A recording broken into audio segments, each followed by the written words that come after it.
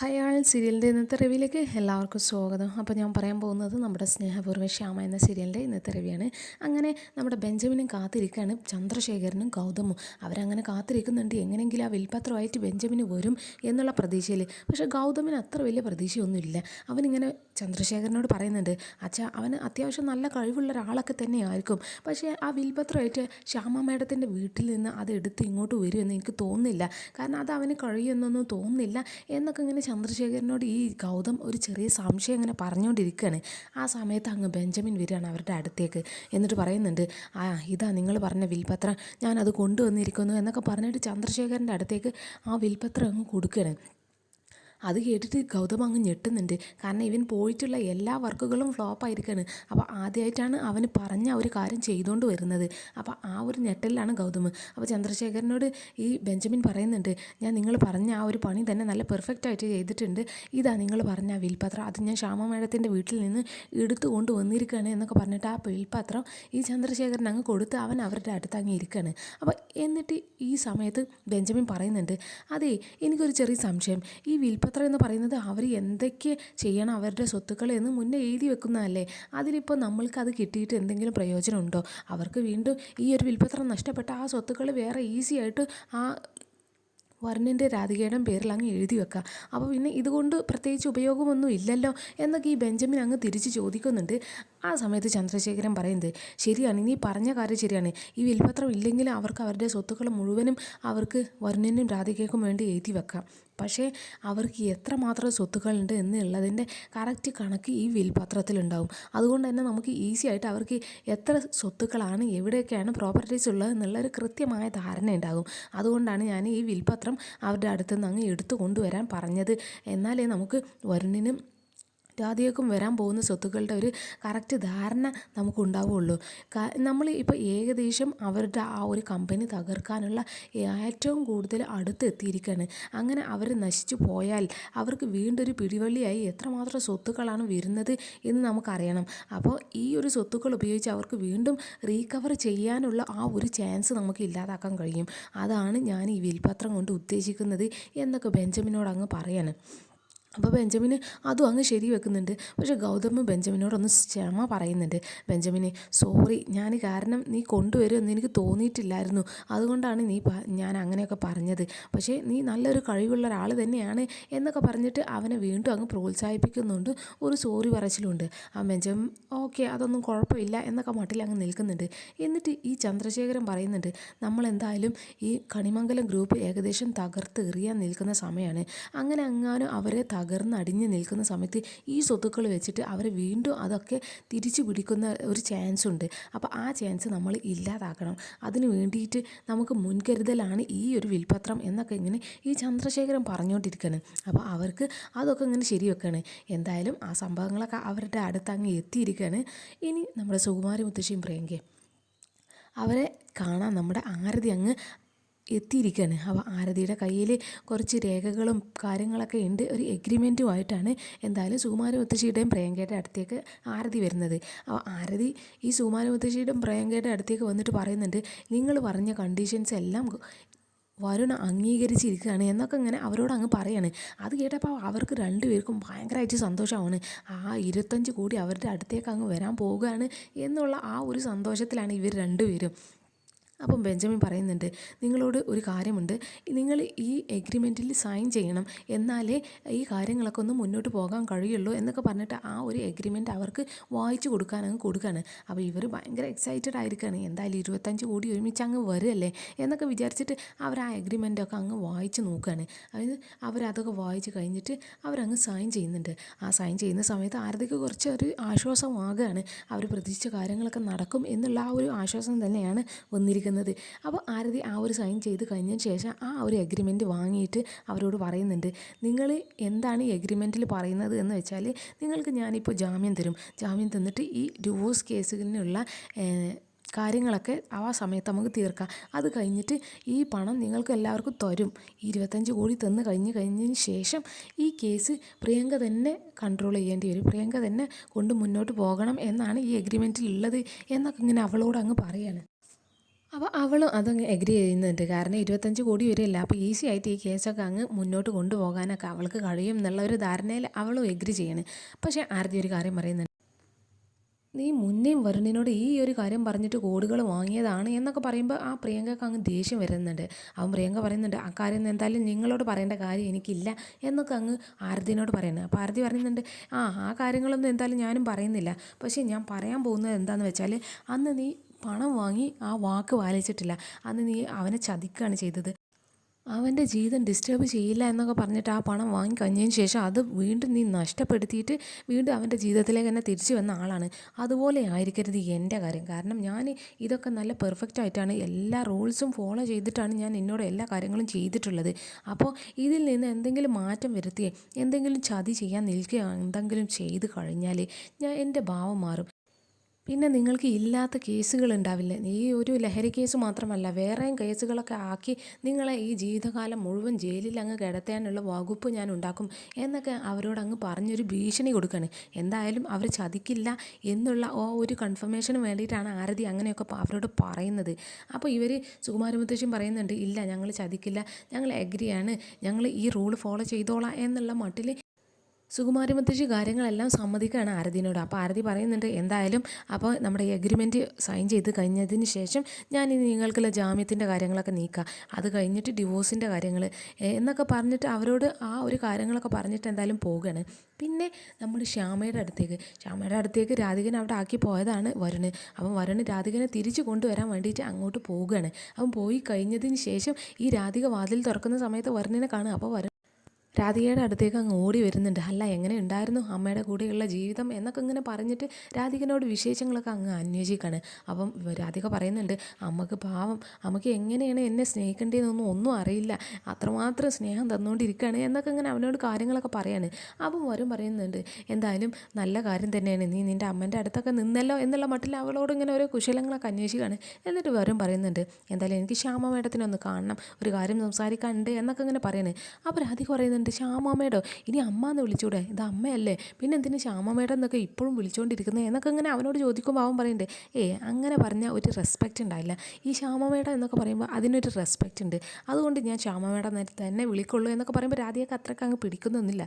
അപ്പോൾ ഈ വരുണ് അവളെയും കൊണ്ട് വാ നമുക്ക് ശ്യാമയുടെ അടുത്തേക്ക് പോവാം എന്നൊക്കെ പറഞ്ഞിട്ട് ശ്യാമ മേഡത്തിൻ്റെ അടുത്തേക്ക് അങ്ങ് പോവാണ്. അപ്പോൾ രാധിക ശ്യാമയുടെ അടുത്ത് വന്നിട്ട് പറയുന്നുണ്ട്, കേട്ടോ അമ്മേ, ഇവർ പറയുന്നത് വരുണ് നിങ്ങളെ അമ്മയെന്ന് വിളിക്കില്ല എന്നൊക്കെയാണ് പറയുന്നത് എന്നൊക്കെ ഇങ്ങനെ പറയുമ്പോൾ ശ്യാമ അവന് ഇഷ്ടമുള്ളത് എന്തെങ്കിലുമൊക്കെ വിളിച്ചോട്ടെ എന്നൊക്കെ പറഞ്ഞിട്ട് ആ ഒരു സ്വാതന്ത്ര്യം വരുണിന് അങ്ങ് കൊടുക്കുകയാണ്. എന്നിട്ട് അവരോട് ഇരിക്കാനൊക്കെ പറയുന്നുണ്ട്. എന്നിട്ട് ശ്യാമ അങ്ങനെ ഓരോ കാര്യങ്ങളൊക്കെ അങ്ങനെ പറയുന്നുണ്ട്, ഞാൻ എന്തായാലും എൻ്റെ ജീവിതം അവസാനിപ്പിക്കണം എന്നൊക്കെ വിചാരിച്ച് എല്ലാ സ്വത്തുക്കളും നിങ്ങളുടെ മേരിൽ അങ്ങ് എഴുതി വെച്ചിരിക്കുകയാണ്, അപ്പോൾ അതിനുള്ള വിൽപത്രങ്ങളൊക്കെ ഞങ്ങൾ തയ്യാറാക്കിയിട്ടുണ്ട് എന്നൊക്കെ ഇങ്ങനെ പറയുമ്പോൾ പറയുന്നുണ്ട്, മേഡം അതിനെക്കുറിച്ചൊന്നും ചർച്ച ചെയ്യേണ്ട, കാരണം അതൊക്കെ പിന്നീടുള്ളതാണ്, ഇപ്പം നിങ്ങളുടെ സമയം എന്ന് പറയുന്നത് അമ്മയും മകളും നന്നായിട്ട് അങ്ങ് സ്നേഹിക്കാനുള്ള ഒരു സമയമാണ്, അപ്പോൾ അതിൻ്റെ ഇടയിൽ ആ ഒരു ചർച്ച വേണ്ട, അതൊക്കെ നമുക്ക് പിന്നെ നോക്കാം എന്നൊക്കെ ഇങ്ങനെ അവരോട് ഒഴിഞ്ഞു മാറുന്നുണ്ടെങ്കിലും ശ്യാം അതിന് സമ്മതിക്കുന്നില്ല. ശ്യാം പറയുന്നുണ്ട്, അതും വളരെ വലിയൊരു കാര്യം തന്നെയാണ്, അതൊക്കെ എത്രയും പെട്ടെന്ന് ചെയ്ത് തീർക്കേണ്ടതുണ്ട് എന്നൊക്കെ ശ്യാമ തന്നെ അങ്ങ് പറയുന്നുണ്ട്. ആ സമയത്ത് അമൃതേടത്തിയും പറയുന്നുണ്ട്, നിങ്ങളോട് ഞാൻ പറഞ്ഞിട്ടില്ലായിരുന്നു അന്ന് രാത്രി തന്നെ ഒരു ലോയറെ വിളിച്ചിട്ട് ഈ വിൽപത്രങ്ങളൊക്കെ എഴുതി വെച്ച കാര്യമൊക്കെ അതൊക്കെ കഴിഞ്ഞിട്ട് ആത്മഹത്യ ചെയ്യാൻ വേണ്ടി പോയതായിരുന്നു ഈ ശ്യാമ എന്നൊക്കെ ഇങ്ങനെ പറയുമ്പോൾ രാധിക പറയുന്നുണ്ട്, അമൃതടുത്ത് ഇനി ആ കാര്യങ്ങളൊന്നും പറയരുത്, ആ കാര്യങ്ങളൊക്കെ കേൾക്കുമ്പോൾ തന്നെ എനിക്ക് പേടിയാണ് എന്നൊക്കെ ഇങ്ങനെ പറയുന്നുണ്ട്. അപ്പോൾ ശ്യാമ പറയുന്നുണ്ട്, അമൃതടുത്തി ആ വിൽപത്രം ഒന്ന് എടുത്തു കൊണ്ടുപോവാ, എനിക്ക് ഇവർക്കൊന്ന് കാണിച്ചു കൊടുക്കാനാ എന്നൊക്കെ പറഞ്ഞിട്ട് അമൃതടുത്തിനോട് ആ ഒരു പേപ്പർ ഇങ്ങ് എടുത്തു കൊണ്ടുവരാൻ പറയുന്നത്. അപ്പോൾ അമൃതടുത്തി അവിടെ പോയിട്ട് അവരുടെ ഫയലിൽ മുഴുവൻ ഈ സാധനം അങ്ങ് തപ്പാണ്. അപ്പോൾ തപ്പി നോക്കുമ്പോൾ ഒരു ഫയലിലും ആ ഒരു വിൽപത്രം കാണുന്നില്ല. അപ്പോൾ അമൃതടുത്തിക്ക് ആകെ പേടിയാകുന്നുണ്ട്. അവൻ പെട്ടെന്ന് തന്നെ ശ്യാമനോട് അങ്ങ് വരാൻ പറയുന്നുണ്ട്, ശ്യാമ ഒന്ന് ഇങ്ങോട്ട് വാ എന്നൊക്കെ പറഞ്ഞിട്ട് അവരെ അങ്ങ് വിളിക്കാണ്. അപ്പോൾ ശ്യാമ എന്തോ ഒരു പ്രശ്നം ഉണ്ട് എന്നുള്ള മട്ടിൽ വേഗം അങ്ങോട്ടൊന്ന് പോകുന്നുണ്ട്. കൂടെ തന്നെ രാധികയും വരുണും ഒക്കെ അങ്ങ് വരികയാണ്. അപ്പോൾ ഇവർ നോക്കുമ്പോൾ അമൃതടുത്തി പറയുന്നുണ്ട്, ആ വിൽപത്രം ഇവിടെ ഒന്നും കാണുന്നില്ല എന്നൊക്കെ പറയാണ്. അപ്പോൾ ശ്യാമ പറയുന്നുണ്ട്, നീ മറ്റെവിടെയെങ്കിലുമൊക്കെ ഒന്ന് വെച്ചതായിരിക്കും, നീ ഒന്ന് നോക്ക് എന്നൊക്കെ ഇങ്ങനെ അവരോട് പറയാണ്. അപ്പോൾ ഈ അമൃതടുത്തി പറയുന്നുണ്ട്, അല്ല ഞാൻ ഇവിടെ തന്നെയാണ് വെച്ചത്, എനിക്ക് നല്ല ഉറപ്പുണ്ട് അത് ഇവിടെ തന്നെയാണ്, അത് ഇനി മോഷ്ടിക്കപ്പെട്ടു എന്നാണ് തോന്നുന്നത് എന്നൊക്കെ അങ്ങനെ ഈ അമൃതടുത്തി അങ്ങ് പറയുന്നുണ്ട്. അവൻ വരുണ് പറയുന്നുണ്ട്, മോഷ്ടിക്കാൻ യാതൊരു ചാൻസും ഇല്ല, കാരണം നിങ്ങൾ വാതിലെങ്ങാനും തുറന്നിടാറുണ്ടോ എന്നൊക്കെ അങ്ങനെ ചോദിക്കുമ്പോൾ ഇവർ പറയുന്നുണ്ട്, ഞങ്ങൾ ഹാളിലായിരിക്കുന്ന സമയത്ത് മാത്രമാണ് വാതിൽ തുറന്നിടാറുള്ളത് എന്നൊക്കെ ഇങ്ങനെ പറയുന്നുണ്ട്. പക്ഷേ ഞങ്ങൾ ഇന്നലെ ഇങ്ങനെ സംസാരിച്ച സമയത്ത് ഞാൻ ആ ശ്യാമയുടെ അടുത്തായിരുന്നു. അപ്പോൾ ശ്യാമയുടെ അടുത്ത് കുറച്ച് നേരം സംസാരം കഴിഞ്ഞതിന് ശേഷം ഞാൻ താഴെ വന്നിട്ട് പിന്നെയാണ് വാതിൽ അടച്ചത് എന്നൊക്കെ ഇങ്ങനെ പറയണേ. അപ്പോൾ വരുണ് പറയുന്നുണ്ട്, അങ്ങനെയാണെങ്കിൽ ആരെങ്കിലുമൊക്കെ വന്ന് മോഷ്ടിച്ചതായിരിക്കും. പക്ഷേ ഒരു വിൽപത്രം കൊണ്ട് എന്താണ് ഒരു ഉപയോഗം? കാരണം ആ ഒരു വിൽപത്രം അവർക്ക് കിട്ടിയിട്ടില്ലെങ്കിലും ആ ഒരു സ്വത്ത് കാര്യങ്ങളൊക്കെ ഈ ശ്യാമ മേഡത്തിൻ്റെ പേരിൽ തന്നെ അല്ലേ. അപ്പോൾ അവർക്ക് ഈസി ആയിട്ട് അവർക്ക് എന്തെങ്കിലുമൊക്കെ എഴുതി വെക്കാമല്ലോ. പിന്നെ അതുകൊണ്ട് വേറൊരാൾക്ക് ഉപയോഗമില്ലാത്തൊരു സാധനം മാത്രമാണ് ഈ വിൽപത്രം. അപ്പോൾ അതാരെങ്കിലും മോഷ്ടിക്കുമെന്ന് തോന്നുന്നില്ല. വേറെ സ്വർണ്ണ ആഭരണങ്ങൾ അങ്ങനെ എന്തെങ്കിലുമൊക്കെ പോയിട്ടുണ്ടോ എന്നൊക്കെ ഇങ്ങനെ ചോദിക്കുമ്പോൾ അവർ ഒക്കെ നോക്കിയിട്ട് ഒന്നും പോയിട്ടില്ല എന്നൊക്കെ ഇങ്ങനെ പറയുന്നുണ്ട്. അപ്പോൾ വരുണ് പറയുന്നുണ്ട്, എന്നാൽ നമുക്ക് ആ ഒരു CCTV ഫൂട്ടേജ് നോക്കാം, അതിലുണ്ടാവുമല്ലോ ആരെങ്കിലുമൊക്കെ മോഷ്ടിച്ചിട്ടുണ്ടോ ഇല്ലേ എന്നൊക്കെ ഇങ്ങനെ പറഞ്ഞിട്ട് അവർ വേഗം ആ CCTV ഫൂട്ടേജ് അങ്ങ് ചെക്ക് ചെയ്യാണ്. അപ്പം വരുൺ അങ്ങ് ചെക്ക് ചെയ്യുന്ന സമയത്ത് ബെഞ്ചമിൻ ആ ഒരു മാസ്ക് ഇട്ടിട്ട് ആ വീടിനകത്തേക്ക് അങ്ങ് കയറുന്ന ആ ഒരു സീന് അതിലെന്തായാലും നല്ല പെർഫെക്റ്റ് ആയിട്ട് കുടുങ്ങിയിട്ടുണ്ട്. അപ്പോൾ അവൻ ആ സമയമൊക്കെ നോക്കുന്നുണ്ട്. ആ ഒരു 12 മണി 1 മണി നേരത്താണിത് എന്നൊക്കെ ഇങ്ങനെ അവനങ്ങ് നോക്കി പറയുന്നുണ്ട്. എന്നിട്ട് ഈ വരുണ് ചോദിക്കുന്നുണ്ട്, ആ സമയത്ത് നിങ്ങൾ എവിടെയായിരുന്നു എന്നൊക്കെ ഇങ്ങനെ ചോദിക്കുമ്പോൾ, അപ്പോൾ ഞാൻ ശ്യാമ മേഡത്തിൻ്റെ അടുത്ത് അവിടെ മേലെ ശ്യാമയുടെ അടുത്ത് സംസാരിച്ചുകൊണ്ടിരിക്കുകയായിരുന്നു എന്നൊക്കെ ഇങ്ങനെ അമൃതേടത്തി അങ്ങ് പറയുന്നുണ്ട്. അപ്പം വരുണ് അവന് തിരിച്ചിറങ്ങുന്ന കാര്യങ്ങളും അങ്ങ് ചെക്ക് ചെയ്യുന്നുണ്ട്. അപ്പോൾ ഇവന് ആ ഒരു വിൽപത്രം കൊണ്ട് പുറത്തേക്ക് ഓടുന്ന ആ ഒരു സീനും അതിൽ കാണിക്കുന്നുണ്ട്. അപ്പോൾ ആ ഒരു സമയം എന്ന് പറയുന്നത് ഒരു 3 മണി നേരമൊക്കെ ആയിട്ടുണ്ട്. അപ്പം വരുൺ പറയുന്നുണ്ട്, അത്രയും നേരം അയാൾ ഈ വീടിൻ്റെ അകത്തുണ്ടായിരുന്നു. അയാൾ ഈ വീട് മുഴുവനും അരിച്ചു പൊറുക്കുമായിരിക്കും ആ ഒരു വിൽപത്രത്തിന് വേണ്ടിയിട്ട്. അപ്പോൾ അത്രയും ഇമ്പോർട്ടൻ്റ് അയാൾക്ക് ആ ഒരു വിൽപത്രം വേണം എന്നുണ്ടെങ്കിൽ അതിന് പിന്നിൽ എന്തോ ഒരു പ്രശ്നം ഉണ്ടല്ലോ. അങ്ങനെ ഒരു വിൽപത്രം, ഒരു ഉപയോഗമില്ലാത്തൊരു വിൽപത്രം എന്തിനായിരിക്കും അയാൾക്ക് എന്നൊക്കെ ഇങ്ങനെ അവർ ചിന്തിക്കുന്നുണ്ട്. എന്നിട്ട് അവൻ പറയുന്നുണ്ട്, ഇങ്ങനൊരു വിൽപത്രം അവർക്ക് വേണമെന്നുണ്ടെങ്കിൽ അതിന് പിന്നിൽ വേറെ എന്തെങ്കിലും ഒരു ശക്തമായ കാരണം ഉണ്ടാകും. അപ്പോൾ ആ ഒരു ശത്രു എന്തായാലും നമ്മുടെ പിറകെ തന്നെ ഉണ്ട് എന്നൊക്കെ പറയുമ്പോൾ രാധിക ആ ഒരു ഫൂട്ടേജ് നോക്കിയിട്ട് പറയുന്നുണ്ട്, അല്ല ഈ ഒരു ആൾ തന്നെ അല്ലേ അന്ന് എന്നെ ആ ഹോട്ടലിൽ ആക്രമിച്ചതും അതുപോലെ തന്നെ ശ്യാമ മേഡത്തിനെ അമ്മനെ ആ ഒരു ഷൂട്ട് ചെയ്ത സമയത്ത് ആ ഒരു അക്രമിയുടെ CCTV ദൃശ്യങ്ങൾ ഇതുപോലെ തന്നെ ആയിരുന്നില്ല. അപ്പോൾ ഈ ആളുകളൊക്കെ ഒരാളാണ് എന്നാണ് തോന്നുന്നത് എന്നൊക്കെ രാധിക അവരോടൊരു സംശയം പറയുന്നുണ്ട്. അപ്പോൾ ഈ ശ്യാമ പറയുന്നുണ്ട്, അത് ശരിയാണ്, അയാൾ തന്നെയാണല്ലോ ഇത്, എന്തായാലും ACPക്ക് അങ്ങ് വിളിച്ചിട്ട് കാര്യങ്ങൾ എന്തായാലും പറയണം എന്നൊക്കെ ഇങ്ങനെ തീരുമാനിക്കുകയാണ്. അപ്പോൾ ഈ വരുണ് പറയുന്നുണ്ട്, അപ്പോൾ നമ്മുടെ കൂടെയുള്ള അതേ ശത്രു തന്നെയാണ് ഈ ശ്യാമ മേഡത്തിൻ്റെ കൂടെ ഉള്ളത്. അപ്പോൾ നമുക്ക് രണ്ടുപേർക്കും ഒരു കോമൺ ശത്രുവാണ്. അപ്പോൾ ആ ഒരു ശത്രുവിൻ്റെ പിന്നിൽ എന്തെങ്കിലും ഒരു സ്ട്രോങ് ആയിട്ടുള്ളൊരു കാര്യം ഉണ്ടായിരിക്കും. അത് നമുക്ക് കണ്ടെത്തേണ്ടിയിരിക്കുന്നു, അല്ലെങ്കിൽ അതൊരു വലിയൊരു അപകടം തന്നെയാണ്. കാരണം ഇങ്ങനെ ഒരു വിൽപത്രത്തിൻ്റെ ആവശ്യം ആർക്കും ഇല്ലാത്തതാണ്. അതും വേറൊരു സ്വത്തോ കാര്യങ്ങളോ ആഭരണങ്ങളോ ഒന്നും നഷ്ടപ്പെട്ടിട്ടുമില്ല. അപ്പോൾ ഈ ഒരു വിൽപത്രം മാത്രം നഷ്ടപ്പെടുമ്പോൾ അതിന് പിന്നിൽ എന്തെങ്കിലും ഒരു കാരണം ഉണ്ടാകും എന്നൊക്കെ ഇങ്ങനെ അവർ ചിന്തിക്കുന്നുണ്ട്. അപ്പോൾ എത്രയും പെട്ടെന്ന് അവരെ പിടിച്ച് കാര്യം ചെയ്യണം, എന്താണ് ആ കാര്യം എന്ന് അറിയണം എന്നുള്ളൊരു തീരുമാനത്തിലെത്തുകയാണ് ഇവർ. പിന്നെയാണെങ്കിൽ കണിമംഗലം ഓഫീസിൽ നമ്മുടെ വരുണിൻ്റെ അച്ഛൻ അങ്ങ് വന്നിട്ടുണ്ട്. അപ്പോൾ ആ ഓഫീസിൽ ഇരുന്നിട്ട് അവിടെ ഒരാളെ അങ്ങ് വിളിപ്പിക്കുകയാണ്. അവിടെ ആ ഒരു അക്കൗണ്ടൻ്റായി വർക്ക് ചെയ്യുന്ന ഒരാളോട് ഈ പരമേശ്വരൻ ഇങ്ങനെ സംസാരിച്ചുകൊണ്ടിരിക്കുകയാണ്. അപ്പോൾ അവരുടെ ആ ഒരു ക്യാബിനിൽ ഇങ്ങനെ ഒരു പ്രൈവറ്റ് ആയിട്ട് ഇങ്ങനെ സംസാരിച്ചുകൊണ്ടിരിക്കുകയാണ്. അപ്പോൾ സംസാരിക്കുന്നത് തന്നെ ആ ഒരു 25 കോടി നമ്മുടെ ബാങ്കിൽ നിന്ന് അങ്ങ് വിഡ്രോ ചെയ്യണം എന്നുള്ള ഒരു കാര്യമാണ് ഈ പരമേശ്വരൻ അയാളോട് പറയുന്നത്. 25 കോടി പിൻവലിക്കുമ്പോൾ ഒറ്റ ബാങ്കിൽ നിന്നായിട്ട് പിൻവലിക്കേണ്ട, പക്ഷേ നമ്മുടെ എല്ലാ ബാങ്കിൽ നിന്നും അത്യാവശ്യം കുറച്ച് എടുത്തിട്ടാണ് പിൻവലിക്കേണ്ടത്. പിന്നെ ഞങ്ങൾക്ക് ലിക്വിഡായിട്ട് തന്നെ ആ ക്യാഷ് കിട്ടണം എന്നൊക്കെ ഇങ്ങനെ ഇയാളോട് ആ ഒരു പണത്തിനെ കുറിച്ച് ഇങ്ങനെ കാര്യങ്ങളൊക്കെ പറഞ്ഞുകൊണ്ടിരിക്കുകയാണ്. അപ്പോൾ ആ സമയത്ത് ഇയാൾ പറയുന്നുണ്ട്, അങ്ങനെ ലിക്വിഡായിട്ട് 25 കോടി കിട്ടാൻ ബാങ്കിൽ നിന്ന് അങ്ങനെ പെട്ടെന്നൊന്നും തരത്തില്ല, അത് ചെറിയൊരു പ്രശ്നമാണ്, അതിന് പിന്നിൽ കുറച്ച് റൂൾസും കാര്യങ്ങളൊക്കെ ഉണ്ടാകും, അത് കിട്ടാൻ പണിയാണ്, പക്ഷേ വേറെ രീതികളൊക്കെ കിട്ടാം എന്നൊക്കെ പറഞ്ഞിട്ട് അവർ ആ പണത്തിനെ കുറിച്ച് അവർ ആ പണം എടുക്കുന്നതിനെ പറ്റിയൊക്കെ ഇങ്ങനെ ഡിസ്കസ് ചെയ്തുകൊണ്ടിരിക്കുകയാണ്. ആ സമയത്ത് ബെഞ്ചമിൻ ഒരു പെർമിഷന് ചോദിക്കാതെ അങ്ങ് അവരുടെ അടുത്തേക്ക് അങ്ങ് കയറി വരികയാണ്. പക്ഷേ ആ ഒരു കയറി വരൽ ഈ പരമേശ്വരനെ അത്ര പിടിക്കുന്നില്ല. ഇയാൾ എല്ലാ കാര്യങ്ങളും അവരുടെ ആ ഒരു പ്രൈവറ്റ് കാര്യങ്ങളിലൊക്കെ ഇടപെടുന്നത് കൊണ്ട് തന്നെ ബെഞ്ചമിൻ അവനോട് ഒരു പ്രത്യേക ദേഷ്യമൊക്കെ തോന്നുന്നുണ്ട്.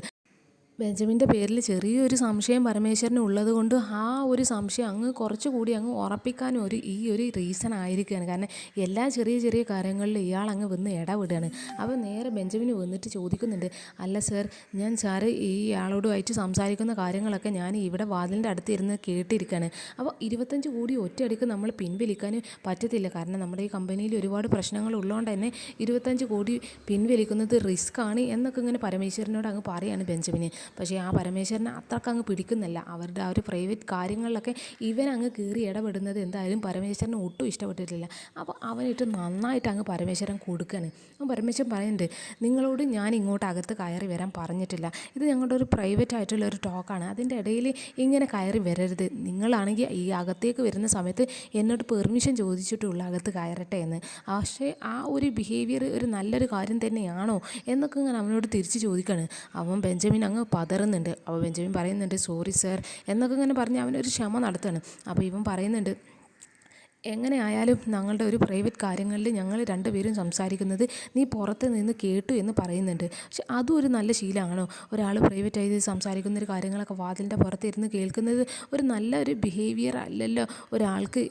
ഈ കാര്യങ്ങളൊന്നും നിനക്ക് അറിയില്ലേ എന്നൊക്കെ പറഞ്ഞിട്ട് അവൻ അങ്ങ് നന്നായിട്ട് ഷൗട്ട് ചെയ്യാണ്. ഒരാളുടെ അടുത്തേക്ക് അങ്ങ് റൂമിലേക്ക് കയറി വരുന്ന സമയത്ത് പെർമിഷനും ചോദിച്ചിട്ടില്ല, പോരാത്തതിന് അവരെ പറയുന്ന കാര്യങ്ങളൊക്കെ രഹസ്യമായിട്ട് പുറത്തിരുന്ന് കേട്ടും ചെയ്തിരിക്കുന്നത്. അപ്പോൾ ആ ഒരു രണ്ട് തെറ്റുകൾക്കും ഈ പരമേശ്വരൻ നന്നായിട്ട് അവനെ അങ്ങ് വഴക്ക് പറയുന്നുണ്ട്. ഇനി ഇങ്ങനെ ആവർത്തിക്കരുത് എന്നൊക്കെ ഇങ്ങനെ പറഞ്ഞിട്ട് അവനെ അങ്ങ് പറഞ്ഞു വിടുകയാണ്. അവൻ പോയി കഴിഞ്ഞതിന് ശേഷം ഈ പരമേശ്വരന് നേരെ ഈ മനോഹരനോട് ഈ ഒരു അക്കൗണ്ടിനോട് കാര്യങ്ങളൊക്കെ പറയുന്നുണ്ട്. പിന്നെ ഈ ഒരു സംഭവം എന്ന് പറയുന്നത് ഈ 25 കോടിനെ കുറിച്ച് എന്തായാലും നീ ബെഞ്ചമിനോട് ചർച്ച ചെയ്യേണ്ട, എന്തെങ്കിലും ആവശ്യം ഉണ്ടെങ്കിൽ എനിക്ക് വിളിച്ചാൽ മതി, എന്നോട് നേരിട്ട് മാത്രം പറഞ്ഞാൽ മതി ഈ ഒരു ഡിസ്കഷൻ എന്നൊക്കെ ഇങ്ങനെ അവനോട് പറയണം. അപ്പോൾ അവനും ഓക്കെ പറയാണ്, എന്തായാലും ബെഞ്ചമിനോട് ഈ കാര്യങ്ങളൊന്നും പറയേണ്ട എന്ന് പറഞ്ഞുകൊണ്ട് തന്നെ മോഹൻ ഇനി ആ ഒരു കാര്യങ്ങൾ അവനോടൊന്ന് ഷെയർ ചെയ്യാനും പോകുന്നില്ല. പക്ഷേ ബെഞ്ചമിന് ചെറിയൊരു സംശയം വന്നിരിക്കുകയാണ്, ഇയാൾ അങ്ങനെ ഒന്ന് ബിഹേവ് ചെയ്തിരില്ലേ? കാരണം വരുണ് അവനോട് വളരെയധികം നല്ല രീതിയിലാണ് പെരുമാറുന്നത്, അതിൽ നിന്നും വ്യത്യസ്തമായിട്ടാണ് അവൻ്റെ അച്ഛന് പെരുമാറിയത്. അപ്പോൾ ആ ഒരു കാര്യത്തിൽ ഇവനിങ്ങനെ ചെറിയ സംശയം വന്നിരിക്കുകയാണ്. ഇനി എങ്ങാനും ഇവനെക്കുറിച്ചുള്ള എന്തെങ്കിലും ഒരു ഡൗട്ട് അയാൾക്ക് തോന്നിയിട്ടുണ്ടാവുമോ, ഇനി ഇവൻ ചെയ്ത എന്തെങ്കിലും ഒരു തെറ്റ് അയാൾ പിടിക്കപ്പെട്ടിട്ടുണ്ടാവോ എന്നുള്ള ചെറിയൊരു സംശയം എങ്ങനെ ഇവനുണ്ട്. അപ്പോൾ ഇവന് നേരെ ചന്ദ്രശേഖരൻ അങ്ങ് വിളിക്കുന്നുണ്ട്. അപ്പോൾ ചന്ദ്രശേഖരനോട് പറയുന്നുണ്ട്, അതെ, എനിക്ക് ചെറിയൊരു സംശയം, ഈ വരുണിൻ്റെ അച്ഛൻ ഇപ്പോൾ ഇവിടെ ഓഫീസിലുണ്ട്. ഞാൻ അവരുടെ അടുത്തേക്ക് അങ്ങ് കയറി ചെന്ന സമയത്ത് അവർ അങ്ങ് എന്നോട് ഷൗട്ട് ചെയ്ത്, പക്ഷേ എനിക്ക് തോന്നുന്നത് അവർക്ക് എന്നോട് എന്തൊക്കെയോ ഒരു സംശയം ഉണ്ടെന്നാണ്, എനിക്ക് അങ്ങനെ ഒന്ന് ഫീൽ ചെയ്തു എന്നൊക്കെ ഇങ്ങനെ ഇവരോട് അങ്ങ് പറയാണ്. അപ്പോൾ ഇവൻ പറയുന്നുണ്ട്, ഈ ചന്ദ്രശേഖരൻ അവനോട് പറഞ്ഞു കൊടുക്കുന്നുണ്ട്, ഏട്ടൻ എന്ന് പറയുന്നത് ബിസിനസ് കാര്യങ്ങളിൽ അത്രയ്ക്കും ഷാർപ്പാണ്. അപ്പോൾ അത്രയും ഷാർപ്പായതുകൊണ്ട് തന്നെയാണ് നല്ല കണ്ണുള്ള ഒരാളാണ്. അപ്പോൾ വേറൊരാൾ അതിലൊക്കെ ഇടപെടുന്നത് പരമേശ്വരന് അത്ര ഇഷ്ടമല്ല.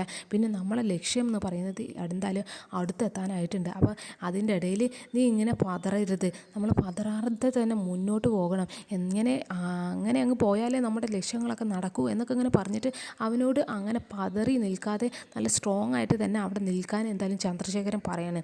അപ്പം ഇനി അവരുടെ ആ ഒരു നീക്കം എന്തായാലും നമ്മുടെ വരുണിൻ്റെ അച്ഛനെ പിടിക്കാനുള്ള ഒരു ചെറിയൊരു ചാൻസ് ഒക്കെ ഉണ്ട്. അപ്പോൾ വരുണിൻ്റെ അച്ഛന് അതിന് കഴിയോ ഇല്ല എന്നൊക്കെ നമുക്ക് ഇനി കാത്തിരുന്ന് തന്നെ കാണാം. അപ്പോൾ ഇന്നത്തെ എപ്പിസോഡ് എന്തായാലും ഇവിടെ അവസാനിച്ചിരിക്കുകയാണ് ഗൈസ്. അപ്പം നാളെ കാണാം. Okay, by.